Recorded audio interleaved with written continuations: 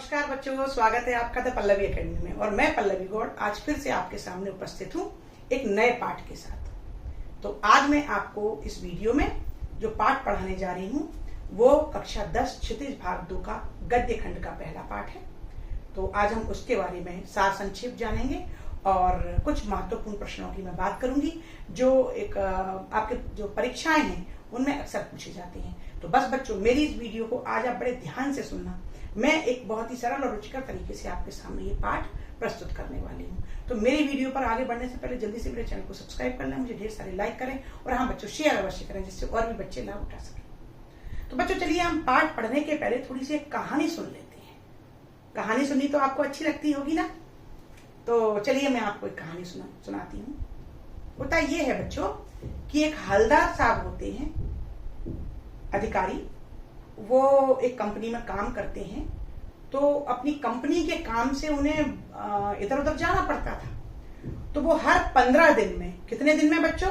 हर 15 दिन में कंपनी के काम से जब कहीं जाते थे तो उनके रास्ते में एक कस्बा पड़ता था। कस्बा का मतलब एक छोटा सा शहर जो बहुत ही मतलब छोटा होता है, जो महानगरों की अपेक्षा एक सामान्य सा। तो एक छोटे से शहर के बीच में से उनको हर 15 दिन से मैं गुजरना पड़ता था। मतलब वो जब हर 15 दिन में जाते थे तो वो कस्बा उनके रास्ते में आता था और वो उस कस्बे के चौराहे पर अपनी गाड़ी को रुकवाते थे। ड्राइवर से कहते थे गाड़ी रोकने की, ड्राइवर गाड़ी रोकता था। वो उस चौराहे पर उतरकर और एक पान वाले की दुकान थी, उस पान वाले की दुकान पर जाकर पान खाते थे और पान खाकर चले जाते थे। अब उस कस्बे में क्या था बच्चों, वो कितना बड़ा कस्बा था थोड़ा सा हम बात कर लेते हैं कि उसमें थोड़ी बहुत दुकानें थी और 2 स्कूल थे। एक लड़कियों का हाई स्कूल था और एक लड़कों का हाई स्कूल था। 2 स्कूल थे, एक नगर पालिका थी, एक छोटा सा सिनेमा घर था।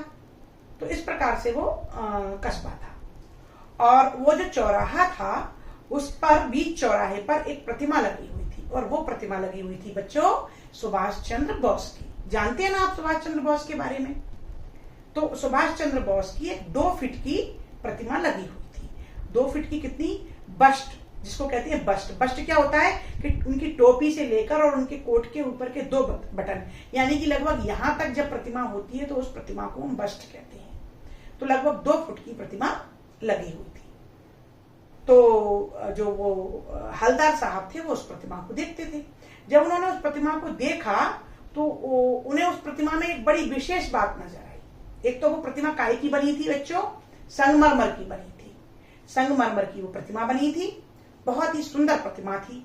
और उस प्रतिमा में जो सुभाष चंद्र बोस की जो ड्रेस थी वो खाकी वर्दी थी, फौजी वर्दी है ना, जो फौजी लोग पहनते हैं। बीच चौराहे पर वो प्रतिमा लगी हुई थी, पर उस प्रतिमा में एक कमी रह गई थी। जो बनाने वाला, जो कारीगर है, जो कलाकार है, वो जो मूर्तिकार है, वो उस प्रतिमा में चश्मा बनाना भूल गया। आपने सुभाष चंद्र बोस की फोटो देखी है? सुभाष चंद्र बोस एक चश्मा पहने हुए हैं, आप फोटो देखना, नहीं तो मैं दिखाती हूँ आपको। तो वो क्या था कि जब प्रतिमा बनाने वाले को वो चश्मा भी बनाना चाहिए था संगमरमर का, लेकिन ना जाने कैसे वो चश्मा बनाना भूल गया। तो जब हवलदार साहब ने वो प्रतिमा देखी, चौराहे पर रुके पान खाने के लिए, तो उन्होंने वो प्रतिमा की तरफ उनकी नजर गई। जब उन्होंने वो प्रतिमा देखी तो उन्होंने क्या देखा कि वो प्रतिमा एक चश्मा पहने हुई है, लेकिन वो चश्मा संगमरमर का नहीं था। वो चश्मा जो हम लोग पहनते हैं उस प्रकार का एक आम चश्मा था, जो लोग पहनते हैं, है ना। देखते हो आप लोग अपने आसपास, आप भी पहनते होगे, है ना। तो वो साधारण चश्मा पहने हुए थे। ये देख के हवलदार साहब को बड़ा अजीब लगा और खुशी भी हुई कि अरे वाह, अगर मान लो मूर्तिकार चश्मा बनाना भूल गया तो क्या हुआ, उस कस्बे के लोगों ने उन्हें एक आर्टिफिशियल चश्मा, जो कि आम लोगों के, सामान्य लोग जो पहनते हैं, वो चश्मा उसे पहना रखा है। वो इस बात को देखकर और पान खाकर चले गए। कोई बात नहीं। अब कुछ दिनों बाद वो दोबारा 15 दिन बाद उस कस्बे से गुजरी। तो पहले लगा था मूर्ति पर चौकोर चश्मा, अब की बार वो मूर्ति पहने हुई थी गोल चश्मा, गोल फ्रेम वाला चश्मा। दोबारा हवलदार साहब पान खाने के लिए रुके और उन्होंने मूर्ति की तरफ देखा। उन्होंने कहा अरे वाह, आज तो मूर्ति गोल चश्मा पहने हैं। खैर, हवलदार साहब देखकर मुस्कुराकर चले गए। जब फिर कुछ दिनों बाद, 15 दिन बाद लगभग कस्बे के में से गुजरे, तो चूंकि उनकी आदत थी वो फिर पान वाले की दुकान पर गए और उन्होंने जब मूर्ति को देखा तो इस बार मूर्ति कोई अलग प्रकार का चश्मा पहने हुई थी। अब तो उन्होंने कौतूहल बस आश्चर्य से भर के थोड़ा सा हंसते हुए उन्होंने उस पान वाले से कहा कि अरे वाह, ये आपके नेताजी का चश्मा रोज कौन बदल देता है? कौन बदल देता है नेताजी का चश्मा? तो जो पान वाला था उसने हवलदार साहब की तरफ देखा। अब वो पान वाला कैसा था? मोटा, काले रंग का, और पान चबाने चबाने की वजह से उसके दांत लाल हो गए थे और वो पान मुंह में लगा घुसेड़े हुए था, ठूसे हुए था। तो वो उसने हवलदार साहब को देखा और हंसा। उसने कहा, कौन बदल देता है चश्मा? तो उसने कहा कि कैप्टन। हवलदार साहब ने कहा, कैप्टन? कि हाँ कैप्टन। तो और उत्सुकता बढ़ गई हवलदार साहब की कि कैप्टन, ये कौन है कैप्टन? तो उन्होंने कहा कि ये कैप्टन कौन है? तो उसने कहा कि चश्मे वाला। चश्मे वाला कैप्टन? कि हाँ, एक व्यक्ति है जो लंगड़ा है। बच्चों, मैं इस कहानी को अपने शब्दों में आपको सरल करने के लिए सुना रही हूँ, फिर अपन पाठ पढ़ेंगे। तो एक लंगड़ा व्यक्ति है जो अपनी साइकिल पर एक छोटी सी संदूकची में चश्मे बेचता है। पहले ये चीजें बहुत हुआ करती थी कि लोग छोटी मोटी चीजें साइकिल पर रख के और घर घर जाकर चीजें बेचते थे। तो उसी प्रकार से वो चश्मे की फ्रेम और चश्मे बेचा करता था। तो चूंकि वो मूर्ति पर चश्मा नहीं था, तो वो जो चश्मे वाला था वो इस चीज को देखकर बहुत दुखी होता था। तो वो क्या करता था कि अपने संदूकची से एक चश्मा निकालता था और नेताजी की फ्रेम पर लगा देता था, नेताजी को पहना देता था। और जब कोई ग्राहक आता और कहता कि नहीं, हमें तो गोल वाली फ्रेम का ही चश्मा चाहिए, तो वो क्या करता था कि उस पर चश्मा ज्यादा होते नहीं थे, तो वो नेताजी का चश्मा उतार देता था। उतार के वो चश्मा तो ग्राहक को दे देता था और अपनी संदूकची से कोई दूसरा चश्मा निकाल के नेताजी को पहना देता था। तो उस चश्मे वाले के लिए, उस चश्मे वाले को लोग कैप्टन कहते थे। तो अब उसने बताया कि वो कैप्टन चश्मे वाला चश्मे बदल देता है। तो अब तो वो हवलदार साहब और ज्यादा आश्चर्य में पड़ गए। बोले, चश्मे वाले को कैप्टन क्यों कहते हैं? क्या वो आजाद हिंद फौज का सिपाही था क्या, या किसी फौज में था क्या? तो फिर वो पान वाला हंसता है, बोले नहीं, अरे वो तो लंगड़ा है, उसके तो एक पैर ही नहीं है, वो क्या फौज में होगा? वो तो लोग उसे कहते हैं चश्मे वाला। कौतूहल बढ़ी, तब तक वो सामने से चला आ रहा था। उन्होंने कहा, देखो वो है चश्मे वाला। तो उसको देखा तो वो तो एक लंगड़ा, दुबला, पतला सा, सूखा सा एक व्यक्ति था और उसने अपनी साइकिल टिकाई, उस पर उसने चश्मे टांग रखे थे एक डंडे पर और वो मतलब चश्मा बदलता था। तो हवलदार साहब ने आगे जानकारी ली और पूछा तो उन्होंने कहा कि ये मूर्ति ना, जो हाई स्कूल में जो एक आर्ट मास्टर है, ड्राइंग मास्टर है, मोतीलाल जी, उन्होंने बनाई थी। और ये मूर्ति का क्या हुआ था किस्सा बच्चों, कि वो मूर्ति जो नगर पालिका थी, एक नगर पालिका थी उस कस्बे में, तो वो कई प्रकार के छोटे मोटे काम कस्बे में कराया करती थी। तो नगर पालिका ने सोचा कि चौराहे पर मूर्ति लगवाई जाए। ठीक है, तो जब मूर्ति बनाने का ऑर्डर दिया तो लंबा समय गुजर गया। तो आनंद फानंद में 1 महीने का समय देकर अब उन्होंने कहा कि कलाकार कहाँ से ढूंढे मूर्ति बनाने वाला, और बहुत खर्चा आएगा, बजट की भी प्रॉब्लम है। तो उन्होंने जो उस स्कूल का जो ड्राइंग मास्टर था मोतीलाल, उससे कहा कि भाई तुम मूर्ति बना लो और हमें ये मूर्ति 1 महीने में चाहिए। कितने दिन में चाहिए? 1 महीने का समय दिया। तो मोतीलाल ने कहा कि ठीक है, मैं 1 महीने में मूर्ति बना दूंगा। मोतीलाल कौन था बच्चों, ध्यान रखना, ये मैं प्रश्न बाद में पूछूंगी। मोतीलाल था हाई स्कूल में या स्कूल में ड्राइंग मास्टर, एक अध्यापक था, एक शिक्षक था। तो 1 महीने का समय उसे मूर्ति बनाने के लिए दिया। अब मूर्तिकार ने भी आनंद फानंद में 1 महीने में मूर्ति बनाई।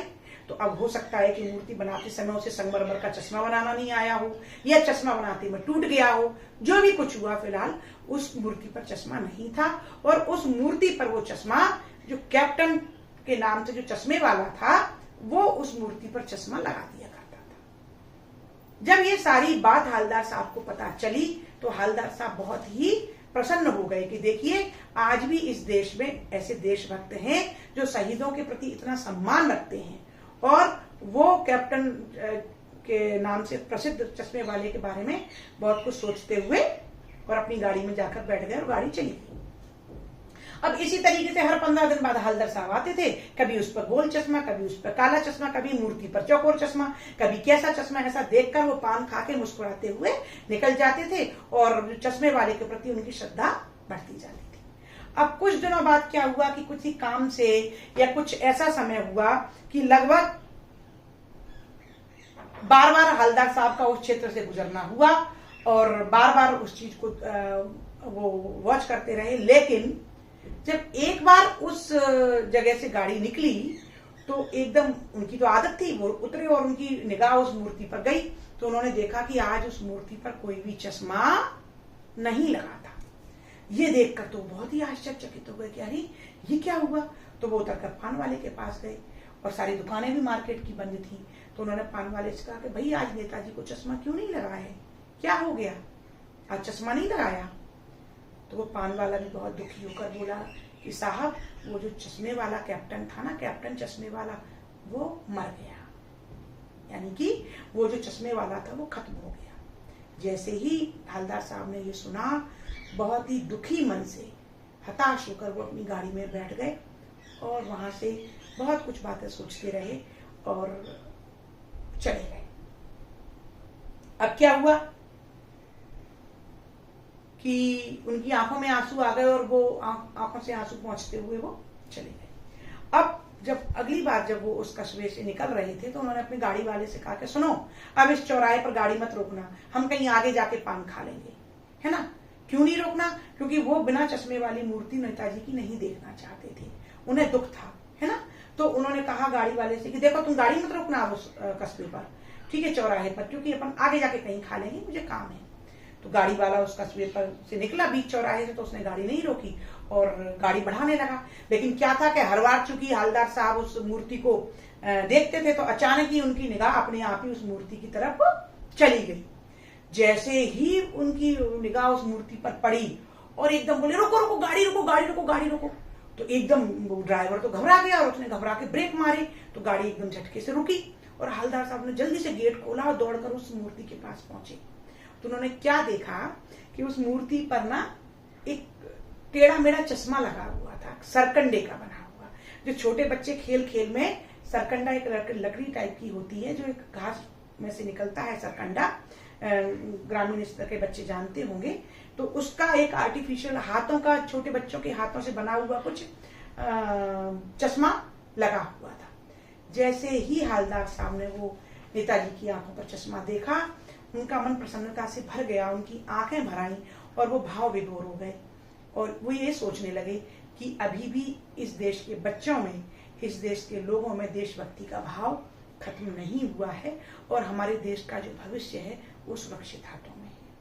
तो बच्चों, ये थी कहानी और इस कहानी का शीर्षक क्या है?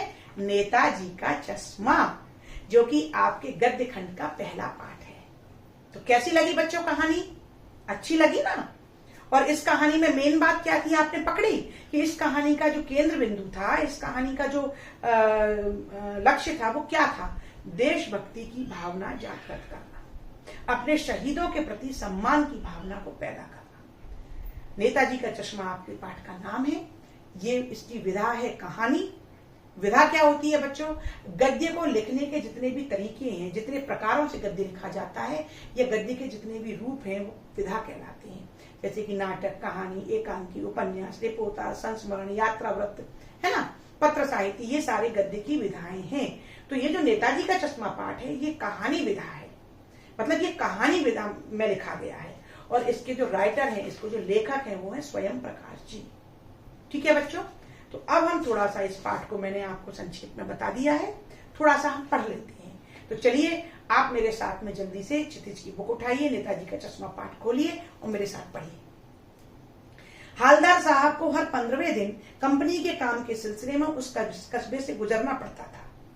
कस्बा बहुत बड़ा नहीं था जिसे पक्का मकान कहा जा सके, वैसे कुछ ही मकान, और जिसे बाजार कहा जा सके वैसा एक ही बाजार था। मैंने बताया था ना कि 15वें दिन में वो उस कस्बे से निकलते थे और कस्बा बहुत बड़ा नहीं था। कस्बे में एक लड़कों का स्कूल और एक लड़कियों का स्कूल था। तो मतलब कितने स्कूल थे बच्चों? 2 स्कूल। ध्यान से सुनते जाना। एक सीमेंट का छोटा सा कारखाना था, 2 ओपन एयर सिनेमाघर थे। सिनेमाघर कितने थे? 2। और एक नगर पालिका भी थी। नगर पालिका थी तो कुछ ना कुछ करती भी रहती थी। कभी कोई सड़क पक्की करवा दी, कभी कुछ पेशाब घर बनवा दिए, कभी कबूतरों को छतरी बनवा दी, तो कभी कभी सम्मेलन करवा दिए। ये सारे काम कौन करवाता था? नगर पालिका। इसी नगर पालिका के किसी उत्साही बोर्ड या प्रशासनिक अधिकारी ने एक बार शहर के मुख्य बाजार के मुख्य चौराहे पर नेताजी सुभाष चंद्र बोस की एक संगमरमर की प्रतिमा लगवा दी। किसने लगवाई थी? नगर पालिका ने। और कहां लगवाई थी? कस्बे के मुख्य चौराहे पर। किसकी प्रतिमा लगवाई थी? सुभाष चंद्र बोस की। प्रतिमा किसकी बनी हुई थी? संगमरमर की। बात ध्यान से सुनना। यह कहानी उसी प्रतिमा के बारे में है, बल्कि उसके भी छोटे से हिस्से के बारे में। पूरी बात तो अब पता नहीं, लेकिन लगता है कि देश के अच्छे मूर्तिकारों की जानकारी नहीं होने और अच्छी मूर्ति की लागत अनुमान और उपलब्ध बजट से कहीं बहुत ज्यादा होने के कारण काफी समय ऊहापोह और चिट्ठी पत्री में बर्बाद हुआ होगा और बोर्ड की शासनावधि समाप्त होने की घड़ियों में किसी स्थानीय कलाकार को ही अवसर देने का निर्णय किया गया होगा और अंत में कस्बे के इकलौते हाई स्कूल के इकलौते ड्राइंग मास्टर मान लीजिए मोतीलाल जी को ही यह काम सौंप दिया गया होगा, जो महीने भर में मूर्ति बनाकर पटक देने का विश्वास दिला रहे थे। तो मूर्तिकार का नाम क्या था? मोतीलाल। वो कहां पदस्थ थे? हाई स्कूल में ड्राइंग मास्टर के पद पर। कितना समय दिया गया था मूर्ति बनाने के लिए बच्चों? 1 महीने का। ठीक है, आगे पढ़ते हैं। जैसा कि कहा जा चुका है, मूर्ति संगमरमर की थी। टोपी की नोक से कोट के दूसरे बटन तक कोई 2 फुट ऊंची, जिसे कहते हैं बस्ट। मैंने बताया ना बस्ट किसे कहते हैं। और सुंदर थी। नेताजी सुंदर लग रहे थे, कुछ मासूम और कमसिन, फौजी वर्दी में। मूर्ति को देखते ही दिल्ली चलो और तुम मुझे खून दो, देखिए दिल्ली चलो और तुम मुझे खून दो, मैं तुम्हें आजादी दूंगा, ये 2 नारे नेताजी सुभाष चंद्र बोस के थे। ठीक है, ये नारे आपको पता होंगे, अगर नहीं तो यहीं पर याद करें। दिल्ली चलो, तुम मुझे खून दो, मैं तुम्हें आजादी दूंगा वगैरह याद आने लगे थे। इस दृष्टि से यह सफल और सराहनीय प्रयास था। केवल एक चीज की कसर थी जो देखते ही खटकती थी। नेताजी की आंखों पर चश्मा नहीं था। यानी चश्मा तो था, लेकिन संगमरमर का नहीं था। एक सामान्य और सचमुच के चश्मे का चौड़ा काला फ्रेम मूर्ति को पहना दिया गया था। हवलदार साहब जब पहली बार इस कस्बे से गुजरे और चौराहे पर पान खाने के लिए रुके, तभी उन्होंने इसे लक्षित किया और उनके चेहरे पर एक कौतुक भरी मुस्कान फैल गई। कौतुक यानी आश्चर्यचकित, और मुस्कुराने लगे। आश्चर्य हुआ उन्हें, अरे वाह, अगर संगमरमर का चश्मा नहीं है तो क्या है, एक असली का चश्मा चौड़ी फ्रेम का नेताजी पहने हुए। वाह भाई, यह आइडिया भी ठीक है। मूर्ति पत्थर की लेकिन चश्मा रियल। ठीक है, जीप कस्बा छोड़कर आगे बढ़ गई। तब भी हवलदार साहब इस मूर्ति के बारे में ही सोचते रहे और अंत में इस निष्कर्ष पर पहुंचे कि कुल मिलाकर कस्बे के नागरिकों का यह प्रयास सराहनीय है। कहा जाना चाहिए कि महत्व मूर्ति के रंग रूप या कद का नहीं, उस भावना का है, वरना तो देशभक्ति भी आजकल मजाक की चीज होती जा रही है। ठीक है, दूसरी बार जब हवलदार साहब उधर से गुजरे तो उन्होंने मूर्ति में कुछ अंतर दिखाई दिया। ध्यान से देखा तो पाया चश्मा दूसरा है। पहले मोटे फ्रेम वाला चौकोर चश्मा था, अब तार के फ्रेम वाला गोल चश्मा है। हवलदार साहब का कौतुक और बढ़ा। वाह भाई, क्या आइडिया है। मूर्ति कपड़े नहीं बदल सकती, लेकिन चश्मा तो बदल सकती है। तीसरी बार फिर नया चश्मा था। हवलदार साहब की आदत पड़ गई हर बार कस्बे से गुजरते समय चौराहे पर रुकना, पान खाना और मूर्ति को ध्यान से देखना। एक बार जब कौतूहल दुर्दर्शनीय हो उठा तो पान वाले से ही पूछ लिया, क्यों भाई, क्या बात है, यह तुम्हारे नेताजी का चश्मा हर बार बदल कैसे जाता है। मैंने बताया ना कि बार बार चश्मा बदलते देखकर हवलदार साहब ने पान वाले से पूछा कि चश्मा कौन बदल देता है, ये बदल कैसे जाता है चश्मा। अब पान वाले के खुद के मुंह में पान ठूसा हुआ था। ठीक है, वह एक काला मोटा खुशमिजाज आदमी था। देखिए, आपके प्रश्न में आ सकता है पान वाले का डील डॉल है ना, शारीरिक बनावट, तो वो कैसा था? काला था, मोटा था, पान चबाए हुए उसके दांत लाल हो गए थे और वो खुशमिजाज था। ये उसकी व्यक्तित्व है। हवलदार साहब का प्रश्न सुनकर वह आंखों ही आंखों में हंसा। उसकी तौन थिरकी, क्योंकि मोटा था तो तौन हिलने लगी। पीछे घूमकर उसने दुकान के नीचे पान थूका और अपनी लाल काली बत्ती सी दिखाकर बोला, कैप्टन चश्मे वाला करता है। क्या करता है? हवलदार साहब को समझ नहीं पाए। मतलब उसने कहा कैप्टन चश्मे वाला करता है, तो हवलदार साहब को समझ में नहीं आया। उन्होंने कहा क्या करता है? चश्मा चेंज कर देता है। पान वाले ने समझाया। क्या मतलब, क्यों चेंज कर देता है? हवलदार साहब अब भी नहीं समझ पाए। कोई ग्राहक आ गया समझो, उसको चौड़े चौखट चाहिए, तो कैप्टन किधर से लाएगा? तो उसको मूर्ति वाला दे दिया, उधर दूसरा बिठा दिया।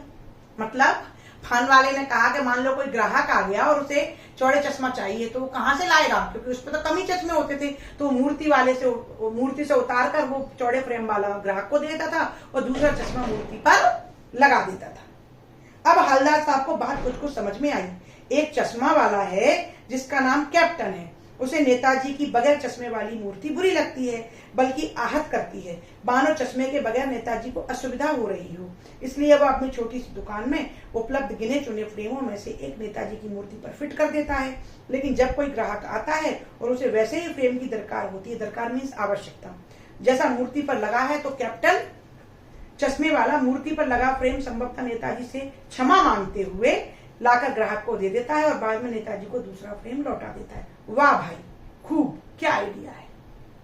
तो मतलब ये समझ में आया कि नेताजी की बिना चश्मे वाली जो प्रतिमा थी वो उस कैप्टन चश्मे वाले को दुखी करती थी। इतना सम्मान था उसके मन में, इतना प्रेम था शहीदों के प्रति, इतना ज्यादा देशभक्ति उसके मन में भरी हुई थी कि वो एक संगमरमर की मूर्ति पर भी बिना चश्मे के फ्रेम को जब देखता था तो उसे ऐसा लगता था कि नेताजी को असुविधा हो रही है, यानी कि नेताजी को अच्छा नहीं लग रहा होगा। इतना देशभक्ति का भाव उसके अंदर भरा हुआ था। लेकिन भाई एक बात अभी भी समझ में नहीं आई। हवलदार साहब ने पान वाले से फिर पूछा, नेताजी का ओरिजिनल चश्मा कहाँ गया है ना? ओरिजिनल चश्मा कहाँ है, यानी संगमरमर का चश्मा कहाँ है? पान वाला दूसरा पान मुंह में ठूस चुका था। दोपहर का समय था, दुकान पर भीड़ भाड़ अधिक नहीं थी। वह फिर आंखों ही आंखों में हंसा, उसकी तोंद थिरकी, कत्थे की डंडी फेंक पीछे मुड़कर उसने नीचे पीक थूकी और मुस्कुराता हुआ बोला, मास्टर बनाना भूल गया। क्या कहा उसने? कि वो मास्टर बनाना भूल गया। पान वाले के लिए यह एक मजेदार बात थी, लेकिन हवलदार साहब के लिए चकित और द्रवित करने वाली थी। हवलदार साहब पहले तो आश्चर्य में डूबे और फिर थोड़ा सा दुखी हुए। यानी वह ठीक ही सोच रहे थे। मूर्ति के नीचे लिखा मूर्तिकार मास्टर मोतीलाल। प्रश्न आ सकता है मूर्ति के नीचे क्या लिखा था, किसका नाम लिखा था? तो मास्टर मोतीलाल लिखा था। वाकई कस्बे का अध्यापक था। बेचारे ने महीने भर में मूर्ति बनाकर पटक देने का वादा कर दिया गया होगा, बना ली भी होगी, लेकिन पत्थर में पारदर्शी चश्मा कैसे बनाया जाए कांच वाला यह तय नहीं कर पाया होगा, या कोशिश की होगी और असफल रहा होगा, या बनाते बनाते कुछ और बारीकी के चक्कर में चश्मा टूट गया होगा, या पत्थर का चश्मा अलग से बनाकर फिट किया गया होगा, वह निकल गया होगा। उफ! जब उसने कहा चश्मा बनाना भूल गया तो हवलदार साहब के मन में ये विचार उठने लगे कि मुझे लगता है, मन में सोच रहे थे कि या तो बनाना भूल गया, या उसे संगमरमर का चश्मा बनाना नहीं आया, या बनाते समय बारीकी के चक्कर में चश्मा टूट गया, या उसने अलग से लगाया लेकिन वो चश्मा फिट नहीं हुआ। जो भी कुछ हुआ वो अपने मन में सोचने लगे। हवलदार साहब को यह सब कुछ बड़ा विचित्र और कौतूहल भरा लग रहा था। इन्हीं ख्यालों में खोए खोए पान के पैसे चुकाकर चश्मे वाले की देशभक्ति के समक्ष नतमस्तक होते हुए वह जीप की तरफ चले, फिर रुके, पीछे मुड़े और पान वाले के पास जाकर पूछा, क्या कैप्टन चश्मे वाला नेताजी का साथी है या आजाद हिंद फौज का भूतपूर्व सिपाही? अब उन्होंने सोचा कि मैं ये तो पूछूं कि ये कैप्टन चश्मे वाला है कौन? कहीं ऐसा तो नहीं कि वो नेताजी के साथ का कोई साथी हो, या फिर वो आजाद हिंद फौज का कोई सिपाही रहा हो, इसीलिए उसमें इतनी देशभक्ति की भावना है। पान वाला नया पान खा रहा था। पान पकड़े अपने हाथ को मुंह से 1.5 इंची दूर रोककर उसने हवलदार साहब को ध्यान से देखा, फिर अपनी लाल काली बत्ती से दिखाई और मुस्कुराकर बोला, नहीं साहब, वो लंगड़ा क्या जाएगा फौज में, पागल है पागल। वो देखो वो आ रहा है, आप उसी से बात कर लो, फोटो वोटो छपवा दो उसका कहीं। ठीक है, सामने से चश्मे वाला आ रहा है और उसकी तरफ इशारा करके कहता है कि वो तो पागल है, वो लंगड़ा फौज में क्या जाएगा, ऐसा करो उसकी एक आध फोटो वोटो खिंचवा दो, छपवा दो कहीं। हवलदार साहब को पान वाले द्वारा एक देशभक्त का इस तरह मजाक उड़ाया जाना अच्छा नहीं लगा। मुड़कर देखा तो अवाक रह गए। एक बेहद बूढ़ा मरियल सा लंगड़ा आदमी, सिर पर गांधी टोपी और आंखों पर काला चश्मा लगाए, एक हाथ में एक छोटी सी संदूकची, दूसरे हाथ में एक बांस पर टंगे बहुत से चश्मे लिए अभी अभी एक गली से निकला था और अब एक दुकान के सहारे अपना बांस टिका रहा था। तो इस बेचारे की दुकान भी नहीं, फेरी लगाता है। हवलदार साहब चक्कर में पड़ गए। पूछना चाहते थे इसे कैप्टन क्यों कहते हैं, क्या यही इसका वास्तविक नाम है, लेकिन पान वाले ने साफ बता दिया था कि अब वह इस बारे में और बात करने को तैयार नहीं। ड्राइवर भी बेचैन हो रहा था, काम भी था। हवलदार साहब जीप में बैठकर चले गए। 2 साल तक हवलदार साहब अपने काम के सिलसिले में उस कस्बे से गुजरते रहे और नेताजी की मूर्ति में बदलते हुए चश्मों को देखते रहे। कभी गोल, कभी चश्मा होता तो कभी चौकोर, कभी लाल, कभी काला, कभी धूप का चश्मा, कभी बड़े कांचों वाला गोगो चश्मा, पर कोई ना कोई चश्मा होता जरूर। उस धूल भरी यात्रा में हवलदार साहब को कौतुक और प्रफुल्लता के कुछ क्षण देने के लिए। मतलब जब भी उस कस्बे से निकलते थे और तरह तरह के चश्मे जब आंखों पर नेताजी के लगा देखते थे तो वो प्रसन्न हो जाते थे और आश्चर्यचकित हो जाते थे। फिर एक बार ऐसा हुआ कि मूर्ति के चेहरे पर कोई भी कैसा भी चश्मा नहीं था। उस दिन पान की दुकान भी बंद थी, चौराहे की अधिकांश दुकानें बंद थी। अगली बार भी मूर्ति की आंखों पर चश्मा नहीं था। अब क्या हुआ, मैंने बताया ना कि एक बार वो हवलदार साहब निकले तो मूर्ति पर चश्मा नहीं देखा, दुकानें भी बंद थी। पर जब वो दूसरी बार भी निकले तब भी मूर्ति पर चश्मा नहीं था। हवलदार साहब ने पान खाया और धीरे से पान वाले से पूछा, क्यों भाई, क्या बात है, आज तुम्हारे नेताजी की आंखों पर चश्मा नहीं है? अपनी धोती के सिरे से आंखें पोंछता हुआ बोला, साहब कैप्टन मर गया। जब हवलदार साहब ने पूछा चश्मा क्यों नहीं है, तो पान वाला भी दुखी होकर बोला कि साहब कैप्टन मर गया। और कुछ नहीं पूछ पाए हवलदार साहब, कुछ पल चुपचाप खड़े रहे, फिर पान के पैसे चुकाकर जीप में आ बैठे और रवाना हो गए। चुप हो गई, मौन हो गई जैसे ही ये सब सुना। बार बार सोचते क्या होगा उस कौम का जो अपने देश की खातिर घर गृहस्थी, जवानी, जिंदगी सब कुछ हम देने वालों पर भी हंसती है और अपने लिए बिकने के मौके ढूंढती है। दुखी हो गए। 15 ये जो 2 लाइनें हैं बच्चों, ये इस पाठ की बहुत ही इंपॉर्टेंट लाइनें हैं। ये आपके परीक्षा में गद्यांश की व्याख्या में आ जाती है। हवलदार साहब सोचने लगे गाड़ी में जाते हुए कि इस कौम का जो वर्तमान में ये जो आवाम है, ये जो जनता है, इसका क्या होगा, इसका क्या भविष्य होगा जो अपने देश पर मर मिटने वाले, शहीद होने वाले लोगों की शहादत का मजाक उड़ाती है और उनका सम्मान करने वाले देशभक्ति की भावना से भरे हुए लोगों के ऊपर हंसती है।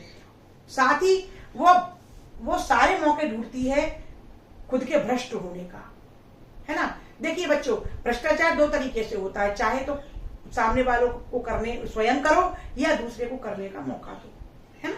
तो व्यक्ति अपने शॉर्टकट चलने के चक्कर में, व्यक्ति अपने जरा से लाभ के चक्कर में अपने आप को बेचने के लिए, यानी कि अपनी ईमानदारी को, अपने कर्तव्यों से मुंह मोड़ने के लिए तैयार हो जाता है। तो हवलदार साहब यही सोचते हैं कि इस जनता का क्या होगा जो देशभक्ति से भरे भावों के लोगों पर मजाक बनाती है और अपने देशभक्तों का सम्मान नहीं करती, अपने देश पर मर मिटने वाले लोगों को की परवाह नहीं करती और स्वयं भ्रष्ट होने का, स्वयं बेईमानी करने का कोई भी मौका नहीं छोड़ती। 15 दिन बाद फिर उसी कस्बे से गुजरे।